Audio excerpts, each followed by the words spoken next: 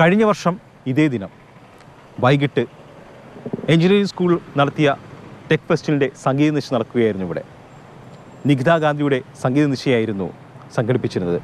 വൈകിട്ട് കുട്ടികൾ വളരെ ആവേശത്തോടെ ഈ ഓപ്പൺ എയർ ഓഡിറ്റോറിയത്തിലേക്ക് ഇരച്ചെത്തി.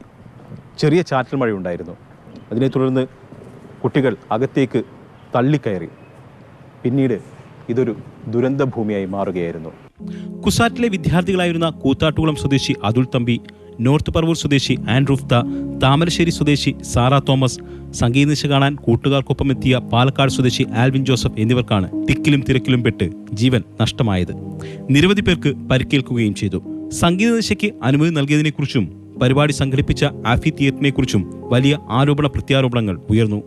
അന്വേഷണങ്ങൾ പ്രഖ്യാപിക്കപ്പെട്ടെങ്കിലും അത് എങ്ങുമെത്തിയില്ല. ജുഡീഷ്യൽ അന്വേഷണം ആവശ്യപ്പെട്ടുകൊണ്ടുള്ള ഹർജിയിലും തീരുമാനമായില്ല. ഇപ്പോൾ നിലവിൽ വിദ്യാർത്ഥികൾക്ക് വേണ്ട അല്ലെങ്കിൽ വിദ്യാർത്ഥികളുടെ വീടുകളിലേക്കുള്ള ധനസഹായമാണ്. അതൊന്നിനും പരിഹാരമല്ല എങ്കിൽ പോലും അത് കൃത്യമായി എത്തിയെന്നുള്ളത് ഒരു ചോദ്യചിഹ്നമായിട്ട് ഇപ്പോഴും നിൽക്കുന്നു. അതിലുപരി യൂണിവേഴ്സിറ്റിയുടെ ഭാഗത്ത് നിന്ന് പരിക്കേറ്റവർ അന്ന് ഹോസ്പിറ്റൽ ചെലവ് യൂണിവേഴ്സിറ്റി കൃത്യമായി എടുത്തിരുന്നു. പക്ഷേ അതിന് ശേഷം അതിൽ നിന്ന് സൈലൻ്റാണ്. ഈ ഓപ്പൺ എയർ ഓഡിറ്റോറിയത്തിൻ്റെ പണിയായിക്കോട്ടെ ബഡ്ജറ്റിലൊക്കെ ഉണ്ടെങ്കിൽ പോലും അത് എന്താ പറയുക അത്ര സ്പീഡിൽ നടക്കുന്നില്ല. ഒരു രീതിയിൽ മന്ദമായ രീതിയിലാണ് നടക്കുന്നത്. ആകെ ഇടയ്ക്കൊരു ഇതിപ്പം അന്ന് മുതൽ അടച്ചിട്ടേക്കാണ്. ആകെ ഇടയ്ക്കൊരു ഞാൻ പറഞ്ഞ പോലെ ഇലക്ഷൻ്റെ ഒരു പ്രോഗ്രാം അല്ല, ഇലക്ഷൻ്റെ കൗണ്ടിങ് പ്രോസസ് അല്ലാതെ മറ്റൊന്നിനും വേണ്ടി ഇത് തുറന്ന് ഉപയോഗിച്ചിട്ടില്ല ഇതുവരെ. അതുപോലെ തന്നെ ഈ റോഡും ഉപയോഗശൂന്യമായിട്ട് കുറേ നാളായിട്ട് കിടക്കുകയാണ്.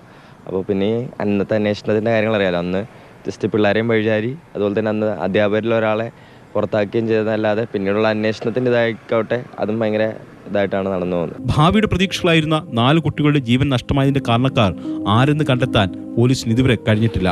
വാർഷിക ദിനത്തിൽ അവരെ ഓർക്കാൻ ക്യാമ്പസിൽ പരിപാടികളൊന്നും സംഘടിപ്പിക്കപ്പെട്ടിട്ടില്ല. ദുരന്തമുണ്ടായതിനു പിന്നാലെ കോളേജ് ക്യാമ്പസുകളിൽ ആഘോഷങ്ങൾ സംഘടിപ്പിക്കുന്നതിന് നിയന്ത്രണം കൊണ്ടുവന്നിരുന്നു. കേരളത്തിൽ ആദ്യമായിട്ടായിരുന്നു സർവകലാശാല ക്യാമ്പസിൽ ഇത്തരമൊരു ദുരന്തമുണ്ടാകുന്നത്. പക്ഷേ ആ ദുരന്തത്തിന് ഉത്തരവാദികൾ ആരാണ്? 1 വർഷം കഴിഞ്ഞിട്ടും ഉത്തരമില്ല. അധികൃതർ ഇക്കാര്യത്തിൽ ഉത്തരവാദിത്തം ഉറപ്പാക്കണമെന്നുള്ളതാണ് വിദ്യാർത്ഥി സമൂഹത്തിൻ്റെ പ്രധാനപ്പെട്ട ആവശ്യം. വിനു തോമസിനൊപ്പം എസ് അരുൺ ശങ്കർ, മാതൃഭൂമി ന്യൂസ്, കൊച്ചി.